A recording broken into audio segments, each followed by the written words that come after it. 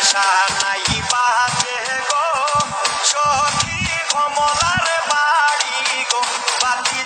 সম্মানিত ভিউয়ার্স, আসসালামু আলাইকুম। চলে আসলাম একটা বিয়ে বাড়ির অনুষ্ঠানে, আমার ভাইয়ের বিয়ে ফকিরাত কোরলালডাঙ্গা এলাকায়। খুব সুন্দর পরিবেশ এখানের এলাকা, আসলে খুব ভালো লাগলো। আশপাশে চলে আসলাম এইমাত্র আমরা। আমার বর খুব ভোর হয়ে যাচ্ছে, খাইতে দিচ্ছে না, খাইতে দিচ্ছে আমাদের পেটে টলমল। অবশেষে হাত ধোয়ালো, যাক এখন মনে খাবার চলে আসবে।